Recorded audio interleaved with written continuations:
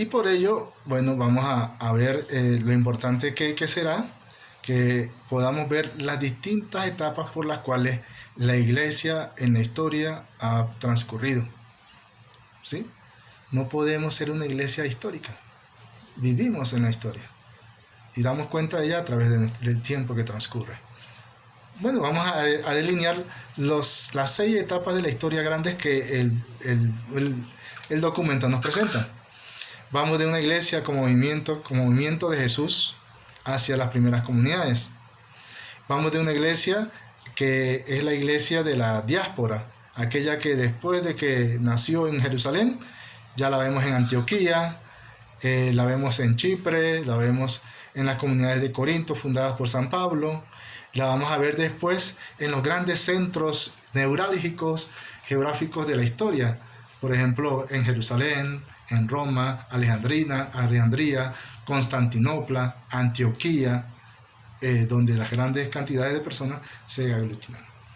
Después vamos a ver una iglesia que se llama Iglesia de Cristiandad, donde ya no es una iglesia perseguida, sino una iglesia institucional, arropada y cobijada por el Imperio Romano, y que el Imperio Romano financió su gran desarrollo, no solamente arquitectónico con las grandes basílicas que construyó, sino también con la gran expresión de poder llegar a esos pueblos que posteriormente también se integraron, siendo enemigos del Imperio Romano, a este caminar de la iglesia. Y que se configuró, como se delineará en un momento dado, como entre la espada y la cruz, en donde una iglesia tiene tanto poder como el poder político, o está vinculado y estrechamente emparentado con los poderes de este mundo. Y luego vamos a tener una iglesia de la Reforma, la iglesia del siglo XVI, de 1500, con Martín Lutero, una iglesia donde hay un gran auge de renovación y de revitalización de la vida religiosa, en donde le hace frente al protestantismo, y vamos a ver expediciones hacia Asia, en la India, Japón, China, y expediciones a América, con los recién descubiertos territorios por España, de lo que todos nuestros pueblos latinoamericanos. Es una iglesia configurada en ese tiempo, por eso se llama así de cristiandad, porque tiene un gran auge, y la Reforma le permitió a la iglesia también transformarse internamente, de manera que pudo desarrollar esa espiritualidad renovada. Y luego vamos a ver la iglesia preconciliar, la iglesia que mencionaba un poquito antes, ¿verdad? Que es la iglesia del Vaticano I y anterior a ella también, ¿verdad? Que ya comienzan a haber fermentos de una renovación de una iglesia que quiere ajustarse más, utilizando de alguna manera, ¿verdad?, la incipiente germen de una búsqueda de la verdad, no solamente bíblica, sino histórica, que contribuya al crecimiento de la iglesia. Y después vamos a encontrar la iglesia conciliar, y ahí indiscutiblemente el documento que vamos a citar es Vaticano II. Por último, la aplicación actual de lo que ha sido el Vaticano II para nosotros y para toda la iglesia. Entonces, con ello hemos dado un recorrido breve, sucinto, que después vamos a tener la oportunidad de profundizar mucho más de lo que es la iglesia. Bueno, en eso hemos cubierto la parte que digamos la historia de la iglesia a través de los siglos. Pero habíamos hecho 2 preguntas fundamentales. Una es, ¿cuál es la misión de la iglesia?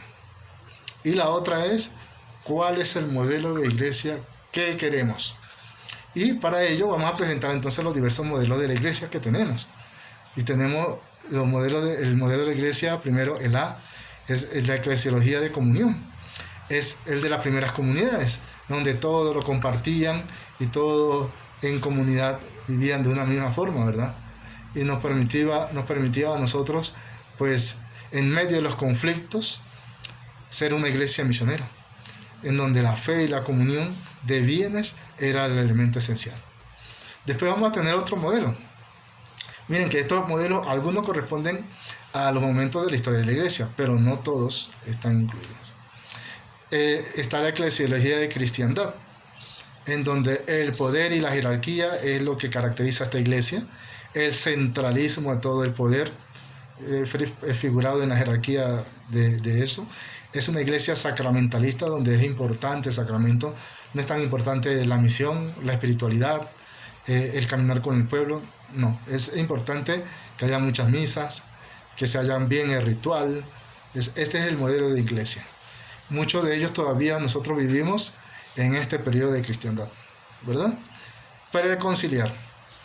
Estamos entonces, el siguiente modelo es el de la eclesiología moderna, en donde es después del concilio, donde hay una iglesia que dialoga con el mundo, una iglesia que es pueblo de Dios, que camina buscando a través de las luchas por una reivindicación digna del ser humano, que busca la colegialidad, ya no solamente es piramidal el que dirige, sino que todos opinan, todos participan. Incluso entre los mismos obispos, no solo valen los de Roma, también participan todos los obispos del mundo, y fue el deseo que tuvo también Juan XXIII. Y había una expresión antes del Vaticano II que la distingue, y es que fuera de la iglesia no había salvación. Quien no era bautizado se iba al infierno. Hoy la iglesia no dice eso. El Vaticano II dice que todos al nacer somos hijos de Dios, primero. Segundo, que al bautizarnos comenzamos a participar y formar parte de la comunidad cristiana. Y como hijos de Dios participamos con el proyecto común que es el reino de Dios. Y luego, por último, también es una iglesia que busca que no tener solamente ya la razón. Cada uno de las otras religiones y de los otros grupos religiosos, en particular las iglesias históricas, estamos hablando de los ortodoxos, de los anglicanos, de los presbiterianos, estos son iglesias históricas, los demás son sectas. Particularmente la iglesia histórica tiene semilla de salvación. Entonces ya no podemos decir que si es budista se va a condenar, o que es del Islam se va al infierno. No, todos ellos tienen algo de bueno en que Dios ha sembrado en su corazón, y por eso, si cumplen los signos de Dios, puedan participar directamente del reino de Dios. Por eso un teólogo que se llama Karl Rahner llamó cristianos anónimos aquellos que, no siendo católicos, viven mejor los valores de Jesús que nosotros. Ellos también acceden al reino de Dios. Y fue una elaboración de una reflexión que nos permite a nosotros ilustrar de alguna manera esto que decimos de que si no somos católicos, también podemos alcanzar la salvación de Jesús. Y por último, la iglesia liberadora, que es como veremos más adelante, uno de los elementos de modelos eclesiales que vamos a ir desarrollando o dibujando con mayor intensidad. Nace con Medellín, muy bien lo que preguntaba Elisa, ¿verdad?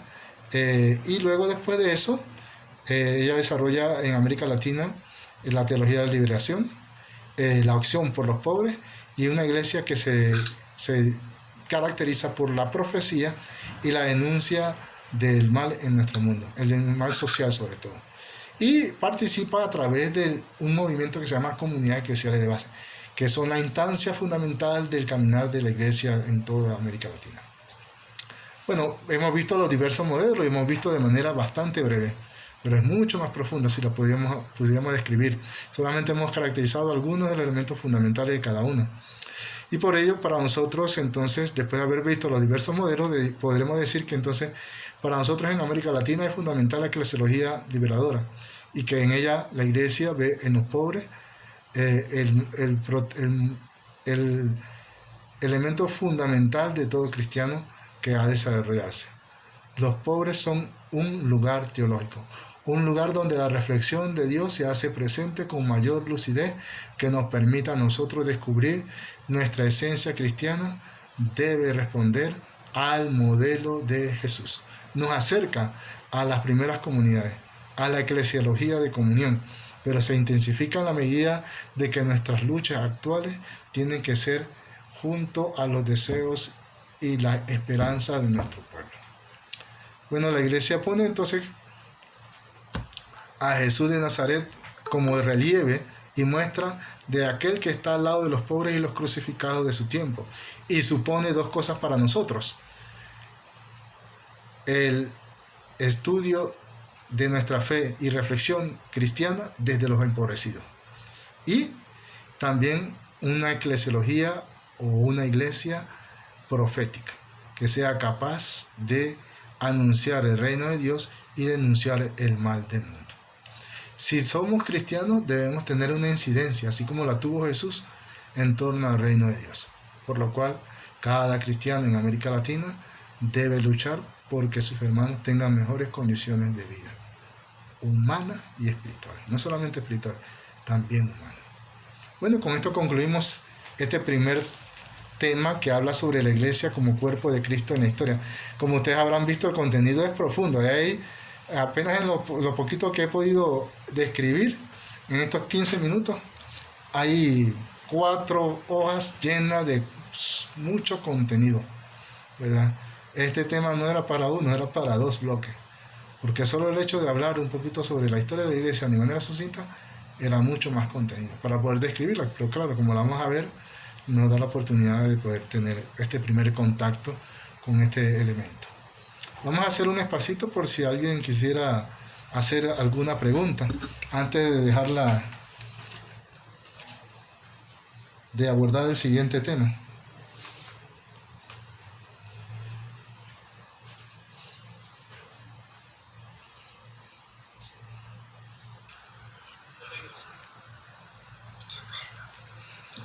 Fray, ¿por qué los pobres?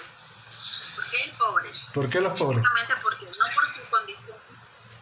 No, creo que creo que es una de las mejores preguntas y se lo agradecemos profundamente. ¿Por qué los pobres? Porque recuerden que mencioné que Puebla hizo opción preferencial por los pobres y eso disparó una pregunta. O sea que el rico no puede entrar al reino de los cielos. El mismo Jesús lo dijo. Cuando hablaba sobre la parábola, dice, si llega a haber la posibilidad de que un rico entre al reino de los cielos, es como que pasara un camello por el ojo de una aguja. La idea fundamental es que Jesús vino para todos, pero quienes mejores entienden el reino de Dios son los pobres. Y le vamos a poner un texto. El domingo pasado habló Jesús y decía, te doy gracias, Padre, porque a esto que has dicho se los has enseñado a los pobres y sencillos. Claro, si el rico no tiene ese espíritu de pobre, difícilmente puede entrar al reino de los cielos. Y por eso es importante que nosotros podamos decir, en medio de quienes transcurrió Jesús, miren la acción que hace Jesús. Jesús nació en Jerusalén. Jesús nació en el palacio de los sacerdotes. Jesús vino como rey. Ninguna. Ni vino como rey, nació en Jerusalén, ni tampoco nació en la casta sacerdotal. Jesús, cuando se encarnó, hizo una opción. Si Dios hubiera querido darle lo mejor a su hijo, ¿dónde lo hubiera hecho nacer? En los palacios, ¿sí? Pero Jesús y Dios eran conscientes de que el lugar donde se podían escuchar mejor la realidad de la gente sencilla, por la cual Él había venido, era en medio de ellos. Entonces, Jesús hace indiscutiblemente una opción, y lo hace justamente con lo más sencillo. Que lo queramos caracterizar como pobre, no es porque soy pobre me voy a ir al cielo. No, tampoco es eso. El pobre es el que tiene la capacidad de abrir su corazón y a la palabra de Dios y seguir a Jesús. Pero ustedes nos podemos dar cuenta, cuando Jesús vino, cuando comenzó a multiplicar los panes, eran 5,000. Y la mayoría eran pobres. Pero no se quedó con los 5,000. Mucha gente se quedó solamente en lo material. Y esperando un gran ejército. O esperando su tajada de este pastel para mí, egoístamente. Pero el reino de Dios era para todos, era luchar por todos. Entre los mismos discípulos de Jesús, ¿cuántos de ellos todavía seguían pensando que iban a reinar como un poder terrenal? Llega la mamá de Santiago y Juan y dice, uno a tu derecha y otro a tu izquierda. ¿En qué estaba pensando? en el reinado de Jesús, en Jerusalén como rey, pero no en luchar por la gente sencilla y humilde. ¿Sí? Hasta en los mismos discípulos vemos fermento de lo que no es el reino de Dios.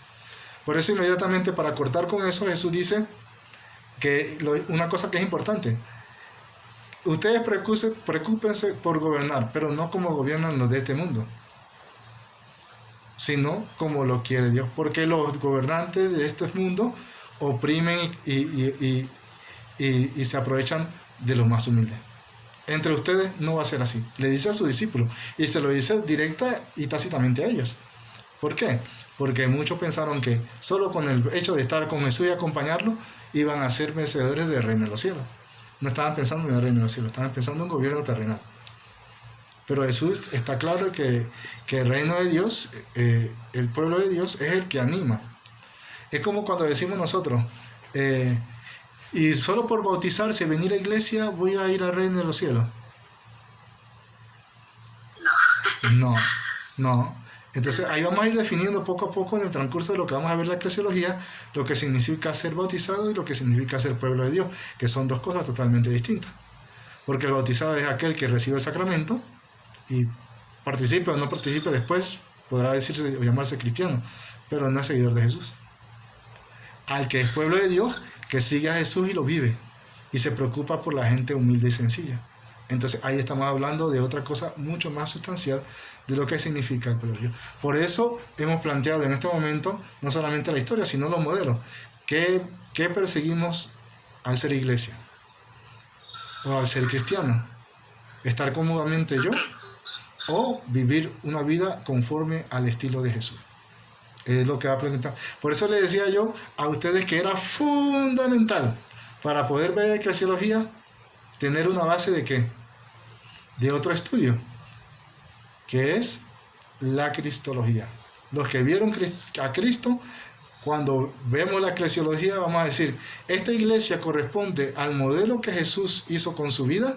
Entonces ustedes pueden comparar lo que la cristología aporta a la eclesiología para reconducir a la misión de la iglesia. Es como lo que aparece en los documentos de Juan, de Lucas, porque el que escribió Lucas escribe sobre Jesús, ¿verdad? Y cuando se escriben los Hechos de los Apóstoles corresponde al Evangelio que había escrito Juan y los Hechos de los Apóstoles. Porque van a encontrar al inicio del libro uno que hace referencia a Jesús y otro que hace referencia a cómo debe ser la iglesia hoy. Entonces los dos se complementan. Igual, lo que hemos estudiado sobre la vida de Jesús se complementan para poder decir si eso que fundó Jesús, que es lo que vamos a ver inmediatamente, corresponde a lo que históricamente él espera del caminar de la iglesia, o del caminar de los cristianos, o de los que siguen su reino, así más estrechamente, ¿verdad? Y yo creo que esa pregunta es muy interesante, porque realmente muchos nos podemos confundir y decir, es que nosotros estamos en contra de los ricos. No estamos en contra de los ricos. Es que solamente los pobres se van a salvar. No, tampoco no solo los pobres se van a salvar. Tiene que ser ese espíritu de pobre que nos une al estilo de Jesús. Es lo que hace una auténtica iglesia. Puede entrar el rico, puede entrar el pobre, pero lastimosamente vemos, hay ricos que pueden tener espíritu de pobre, que es complicado y es difícil, pero se da. Pero tristemente hay también gente pobre que tiene mentalidad de rico. ¿Sí? Uno se queda asustado, dice, es pobrecito, dice, pero vas a ver la calle, se está cayendo así, y tiene la gran antena así de internet. O usted ve que la casa es pequeñita, y la puerta angosta, y entra y ve una pantalla plana de 45. Entonces dice uno, como que hay aquí prioridad para algunas cosas, pero lo más importante, que es la educación y la salud, aquí no prima. Entonces puede tener espíritu de rico, piensa que eso le va a dar todo, y lastimosamente no da todo. Pueden darse las dos situaciones, pero la idea es que haya un equilibrio entre alguien que tenga la posibilidad y lo que sueña el reino de Dios, que todos tengamos la posibilidad de todo. y que desde nuestra fe cristiana demos sostenimiento tanto al que, como decimos comúnmente, ¿verdad? Si no hay nadie tan rico que no pueda ser capaz de recibir algo, ni hay alguien tan pobre que no sea capaz de compartir algo que tiene. Y eso ilumina bastante lo que el reino de Dios espera. Que todos tengamos la apertura y la capacidad de poder participar todo del reino de Dios, de la gracia que Dios nos permite. Bueno, si no hay más, otra pregunta.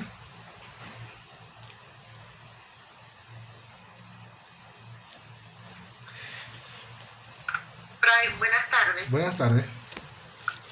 ¿Me escuchas? Sí, le escucho. Dentro del documento hay un párrafo que no me quedó muy claro y no lo entiendo muy bien. Ajá. Se refiere a que algunos autores, frente a la eclesiología de la liberadora de la Iglesia del Tercer Mundo, Ajá. dice que estamos como buscando realmente el modelo del Vaticano II. Eso no lo entiendo. Hemos presentado los diversos modelos que ¿Qué hemos... quieren decir que... Ajá. Exacto, dentro de los modelos, entonces habla que nosotros como en Latinoamérica, que estamos con el modelo nuestro aquí, estamos como buscando, lo que entiendo es como si quisiéramos regresar al modelo previo al Concilio Vaticano, pero yo no lo veo así, pero no sé por qué lo dice el documento, me quedé... Le voy a explicar con ejemplos clásicos. Yo tengo, no voy a decir los nombres, pero algunos de ustedes lo conocen. Yo tengo unos acólitos que ellos sueñan con que aquí tengamos una misa en latín. Eso se llama involución. Si el Vaticano II nos ha permitido tener mayor acceso en nuestra propia lengua, ¿por qué yo voy a hacer una misa en latín? Para decir que esa misa es la auténtica y la real y que las demás no tienen categoría especial. O lo vamos a poner, por ejemplo, Fray Adorico piensa que él como sacerdote tiene que comulgar siempre el pan y el vino. Si él solo comulga el pan, para él ya algo no está bien. Eso es también involución. Él vivió en un tiempo y añora ese tiempo de que regrese cuando las misas eran en latín. ¿Sí? Pero la iglesia lo que ha hecho es permitirnos a todos nosotros tener la oportunidad de una misa en español con los cantos que nosotros conocemos. A tal grado que tenemos varias misas típicas.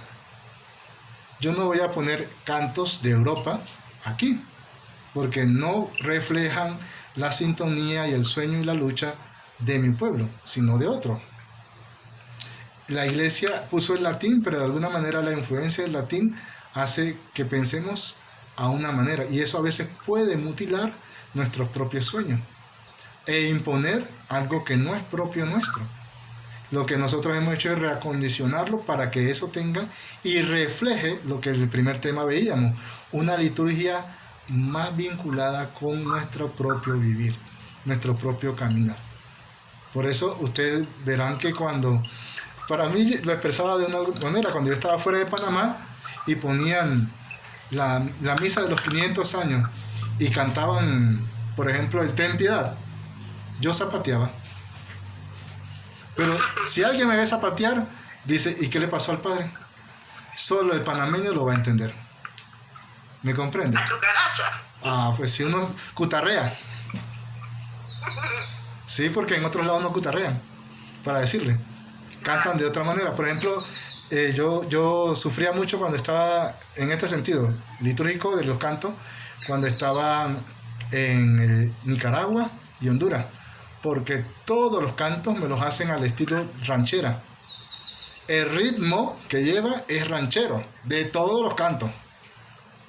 Eso aquí no nos funciona, porque nuestro propio estilo es otro diferente, más cercano a la música típica quizás de Colombia, pero ellos no lo entienden, ¿sí? Entonces, digamos que lo que quiero expresar es que hay muchos que sueñan con una iglesia más jerárquica, más vinculada con el poder, una iglesia que donde manda y dirige el sacerdote y el obispo, y dice y decide la monjita, y no le preguntamos nada al consejo. ¿Responde a nuestra realidad actual? No responde a nuestra realidad actual. donde hay mayor participación, donde todos los sueños de cada quien tienen que ser tomados en cuenta, y donde nos sentamos todos, y aunque el que da la última palabra es el párroco, que así tiene que ser, todos opinamos y todos decimos, me parece que puede ser mejor así el caminar de la iglesia, y yo aporto.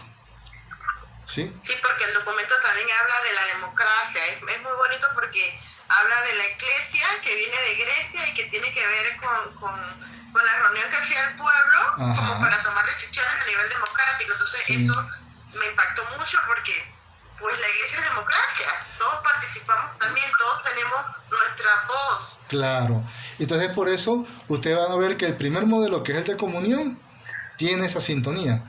Y volver a los orígenes, la que mayor sintonía tiene entre la eclesiología liberadora nuestra y las anteriores que hemos visto, es la original, porque nosotros tratamos de volver a la comunidad cristiana de comunión, a representar lo que sembró Jesús en sus orígenes. ¿Sí? La evolución de la iglesia la transformó en una iglesia que era comunitaria y democrática, en una iglesia jerárquica.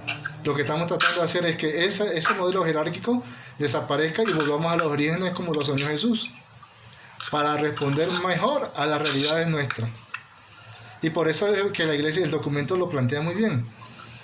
Queremos volver a lo que originalmente debe ser, no a las involuciones que no responden a un Jesús histórico. Claro, porque realmente estamos volviendo a ser como el grupo original o como Jesús lo dejó instaurado en su momento. Exacto. Y por eso ustedes verán que el documento presenta que la eclesiología es una reflexión de lo que somos y lo que debemos ser. ¿Sí? Por eso la pregunta sustancial es, ¿qué es la iglesia en su esencia? ¿Y cuál es su misión? Entonces, sabiendo cuál es la misión, podemos ajustarnos o ver cómo acercarnos cada vez más a lo que soñó Jesús y su misión. ¿Sí? Creo que... ¿Cómo no? Un gusto. Esto es oportuno y le agradecemos nuevamente la pregunta porque nos ha allanado el camino para entender el segundo tema que vamos a desarrollar, que es Jesús y el reino de Dios.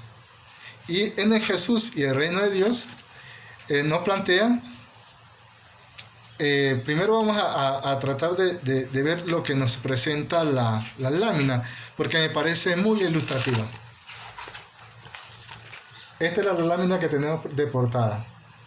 Y vemos que, ¿qué elementos vemos allí en la lámina? Vemos a Jesús, vemos la barca, vemos los discípulos, el mar, la tempestad que está aconteciendo y cómo lo que están allí se vinculan a Jesús, ¿verdad? Lo ideal sería que todos pudiéramos aportar, ¿verdad? Pero vamos a ir caracterizándolo. Tradicionalmente la iglesia se ha dibujado desde un principio como a la iglesia se le dibujó en las primitivas comunidades cristianas como una barca. De hecho, en algunas artes de las primeras comunidades cristianas aparecía dibujada una barca. Pero dice, la barca no, aparecía un ancla para recordar que los primeros discípulos de Jesús habían sido pescadores. Y aparece un ancla para recordarnos que de alguna manera esta barca, que es la iglesia, quien la conduce es Jesús. Por eso la lámina es muy ilustrativa de lo que la iglesia es como figura. Recuerden que la iglesia, no podemos decir la iglesia está aquí, la iglesia está allá. Quizás podemos definir el grupo de la iglesia de mi comunidad somos estos. Pero la iglesia como imagen no es abstracta, no es concreta. Bueno, ¿quién es el fundador de esta iglesia? Y todos inmediatamente vamos a decir que Jesús. Pero entre los teólogos hay una reflexión y hay una pregunta sustancial. ¿Realmente Jesús fundó la iglesia? Pero junto a esa pregunta se dinamiza otra más y es, así como es la iglesia, ¿la soñó Jesús? ¿Jesús pensó en la iglesia como tal? ¿O él dijo, en este momento de aquí en adelante nace la iglesia? no lo tenemos ni lo contenemos en las Escrituras. Por eso salen ante los teólogos de esta reflexión del fundamento de la iglesia tres posiciones. La postura clásica, sí, Jesús pensó y soñó y depositó en Pedro la iglesia como la tenemos hoy. La segunda postura, la postura rupturista, que rompe y dice, no, Jesús solamente dio testimonio y dejó al Espíritu Santo y se fue. No la fundó. Él no fue ni quiso nunca la iglesia así como está, ni la soñó así. Y luego hay una postura dialéctica, o sea que trata de conjuntar, vincular las dos anteriores posturas. Y entonces ella nos detalla que la iglesia es en sí constituida e instaurada como un proceso. Y no se queda así. Bueno, sí, quizás no la soñó exactamente como está, pero los acontecimientos que dieron origen a la iglesia fueron los que Jesús permitió. Por lo cual, realmente, aunque no la haya pensado como tal, su espíritu fue el que nos permitió que se desarrollara lo que hoy conocemos con la iglesia. Así que, aunque no la haya fundado como tal, su espíritu en la semilla incipiente que dejó en los discípulos, sí lo hizo. Entonces, esto nos permite ver, lo estoy expresando en mis propias palabras, pero cuando ustedes lean el documento van a tener más detalles técnicos, ¿verdad? Sí, en la postura clásica se da en continuidad sin ruptura. Jesús funda una institución religiosa nueva que pone por cabeza a Pedro. Pues dirá la postura rupturista, Loisi, Jesús predicó el reino y vino a la iglesia. La iglesia nace de la Pascua, sin conexión con el Jesús histórico, dirá un teólogo llamado Bullman. Jesús no fundó la iglesia, nace al margen de él. Y luego la postura dialéctica dirá, es un proceso que comienza con Jesús histórico y que llega hasta Pentecostés, pero esta iglesia debe ser fiel a las opciones de Jesús histórico por los pobres, el reino de Dios y los pobres. Por ello, el problema no es si Jesús fundó la iglesia, sino cómo tiene que ser la iglesia si quiere estar fundada en Jesús, dirá el teólogo Rafael Aguirre, ¿verdad? Que ahí lo citan. Y claro, para nosotros entonces vamos viendo, ¿verdad? Lo que hemos tocado con la pregunta que nos hicieron antes de abordar este tema, de cómo es importante clarificar realmente si estamos respondiendo históricamente o no a lo que el sueño de Jesús cuando comenzaron con las primitivas comunidades cristianas. Podríamos decir que en algún momento nos separamos de lo que realmente quería Jesús. Y por eso un papa como Juan Pablo II en el 2000 pide en nombre de toda la iglesia perdón a la humanidad. ¿Por qué? Porque hubieron cosas que no correspondían al espíritu de Jesús en la historia de la iglesia, como la Inquisición, como las cruzadas, cosas que no correspondían, entre otras, lo que ocurre con Martín Lutero, todo esto, que hubo persecución en la iglesia a los herejes, que los carcelaron, que los quemaron en la hoguera, todo aquel que se ponía a la iglesia pagaba un precio. Eso no correspondía a lo de Jesús. Pero hay otra parte integral que también sí correspondió al espíritu de Jesús, como es la vida de los santos y tantas otras cosas como los concilios que trataron de buscar un acercamiento más a la iglesia histórica que soñó Jesús. Por ello es importante y clave tener de perspectiva el reino de Dios. Y aquí vamos a ir caracterizando lo que es el reino de Dios. El anuncio del reino de Dios. El reino de Dios es de los pobres, nos dirá Lucas 6:20. Es propiamente Dios que se acerca a liberar a los pobres. Esa señal como presencia. Y lo encontramos en Lucas 7, 22 y 23, que el documento nos presenta. Y luego tenemos otra característica. El Dios del reino de Dios es de su Padre. Recordemos que una de las cosas que separa a Jesús como profeta, en el concepto judío, es el concepto que él tiene de su Dios. para Jesús, a diferencia de los demás, los patriarcas y los profetas, para Jesús, Dios es su Padre. Y le dice papito, una expresión que se acerca más en nuestro lenguaje propio a lo que significa Abba en judío, ¿verdad? Y por eso muestra Dios con los pequeños y los oprimidos más cercanos, no con el poder ni con el dinero. Y lo veremos en Mateo 6:24 y en Lucas 16:13. Otra característica de este anuncio del reino de Dios es el reino de Dios no es los de este mundo, basados en la dominación, la explotación y el poder.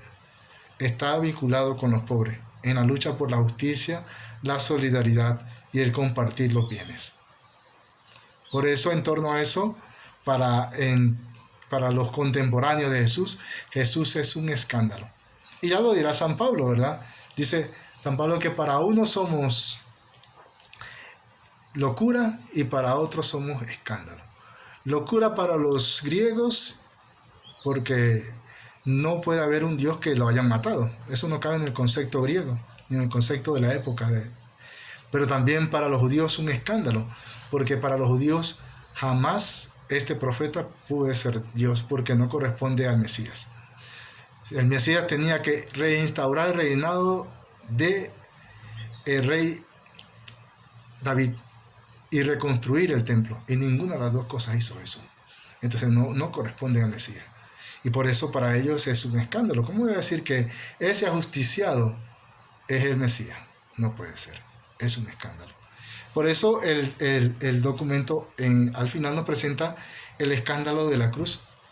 Es un Dios que es perseguido, que es abandonado, que padece, es un Dios, es un Jesús blasfemo, que fue capturado y torturado para después ser asesinado.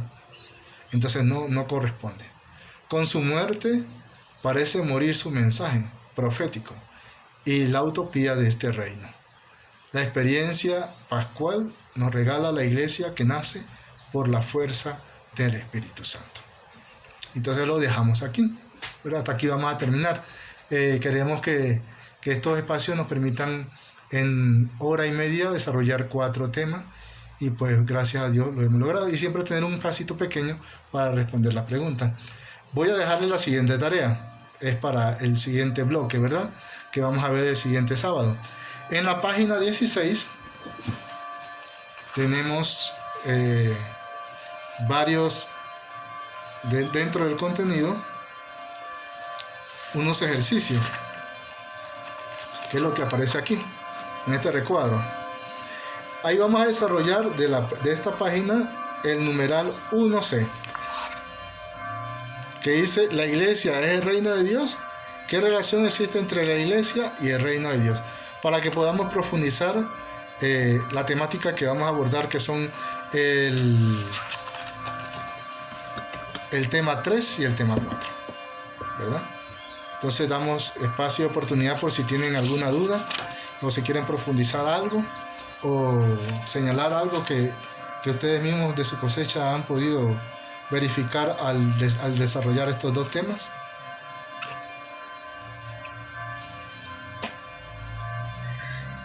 Hola, Frank. Hola. Bueno, yo lo que quería decir era que, bueno, nada más una opinión personal. Ajá. Siento que lo que hay que encontrar es un balance. La verdad, el que se nos haya permitido participar de la misa en nuestro propio idioma es algo muy bueno porque ahora sí la gente puede comprender qué es lo que estamos viviendo. Pero a su vez hay que celebrar con nuestra identidad, sí, pero sin perder la sacralidad de lo que ocurre allí, que yo pienso que es la herida más fuerte que tenemos y que en muchos lados ha causado problemas, porque precisamente al querer hacerla, entre comillas, la misa tan nuestra, a veces olvidamos que el centro es Jesús. Y la otra ventaja también que tenemos actualmente es eso de que podemos participar todos y estamos más involucrados en lo que es la iglesia y nos reconocemos como iglesia. Y siento que allí hemos vuelto al espíritu del inicio, que es ese de ser una comunidad cristiana, como éramos, pues, que cada cual nos identificaban como cristianos porque nos amábamos entre nosotros. Y eso que también que es ahí donde se dirigía el libro cuando decía que tenemos que volver a esa parte, a ese inicio, a esa comunidad cristiana que éramos entonces. Cuando San Pablo evangelizó sus comunidades, evangelizó en arameo.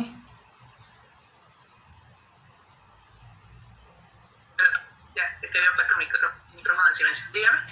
Cuando San Pablo evangelizó las comunidades cristianas, ¿evangelizó en arameo? No, pero por eso dije, es una ventaja que tengamos la misa en nuestro idioma. El asunto es no perdernos que es la herida que tenemos, no perdernos en hacerla tan nuestra que nos olvidemos del centro que es Jesús.